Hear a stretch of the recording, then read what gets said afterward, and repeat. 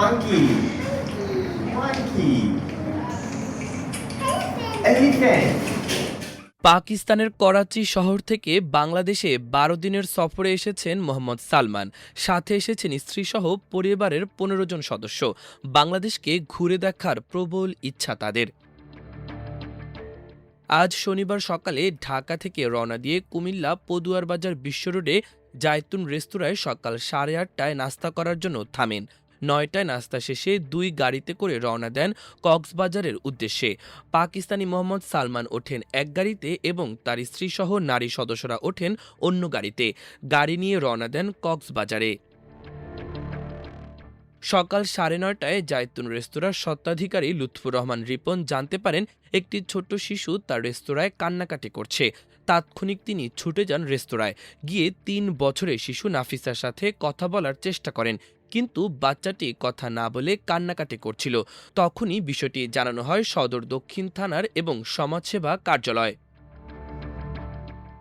বিষয়টি রেস্তোরাঁর মালিক লুৎফুর রহমান রিপন দৈনিক আমার দেশের এই প্রতিনিধিকে ফোন করে জানালে সংবাদটি অনলাইনের মাধ্যমে প্রকাশ করা হয়।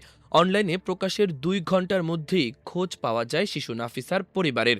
ততক্ষণে তারা পার হয়ে গিয়েছিল চট্টগ্রাম কর্ণফুলী টানেল। পাকিস্তানি সালমান ও তার স্ত্রী আরাফা ভেবেছিলেন ছোট্ট শিশু নাফিসা যে কোনো একটি গাড়িতে উঠেছে, কিন্তু পরে তারা বুঝতে পারেন কোনো গাড়িতেই নাফিসা নেই। কান্নায় ভেঙে পড়েন শিশুটির মা আরাফা। চট্টগ্রাম কর্ণফুলী টানেল থেকে গাড়ি ঘুরিয়ে ছুটে আসেন কুমিল্লার জায়তুন রেস্তোরাঁয়। দুপুর ২টায় কুমিল্লার জায়তুন রেস্তোরাঁয় এসে শিশু নাফিসাকে দেখে কান্নায় ভেঙে পড়েন তার বাবা মা। কৃতজ্ঞতা প্রকাশ করেন জায়তুন রেস্তোরাঁর স্বত্বাধিকারী এবং সব স্টাফদের প্রতি। প্রশংসা করেন বাংলাদেশের। তখন তৈরি হয় একটি আবেগঘন মুহূর্ত। এমন দৃশ্য অনেকেই ক্যামেরাবন্দি করেছেন। ৫ ঘন্টা মা বাবার কাছ থেকে দূরে ছিল সেই পাকিস্তানের করাচির শিশুকন্যা নাফিসা। পাকিস্তানি শিশু নাফিসার বাবা মোহাম্মদ সালমান বলেন, বাংলাদেশের মানুষের আন্তরিকতা দেখে আমি খুবই মুগ্ধ। আমাদের ভুল বোঝাবুঝির কারণেই এই ঘটনাটি ঘটেছে। সকলের প্রতি কৃতজ্ঞতা জানাচ্ছি। এছাড়াও আমার দেশ পত্রিকাকে ধন্যবাদ জানাচ্ছি। কুমিল্লা জায়তুন রেস্তোরাঁর স্বত্বাধিকারী লুৎফুর রহমান রিপন দৈনিক আমার দেশকে বলেন, বিষয়টি জানার পরপরই আমি আমার দেশ কুমিল্লা প্রতিনিধিকে জানাই। তিনি দ্রুত সংবাদটি অনলাইনে প্রচার করেন। তাৎক্ষণিক সারা দেশে খবরটি ছড়িয়ে পড়ে। এর মধ্যেই পাকিস্তানের মোহাম্মদ সালমান জানতে পারেন মেয়ে গাড়িতে নেই। তাৎক্ষণিক তারা চট্টগ্রাম কর্ণফুলী টানেল থেকে গাড়িটি ঘুরিয়ে আবার জায়তুন রেস্তোরাঁয় আসেন। আমরা তাদের সন্তানকে যথেষ্ট যত্ন করার চেষ্টা করেছি। তারা আমাদের ভালোবাসায় মুগ্ধ হয়েছে।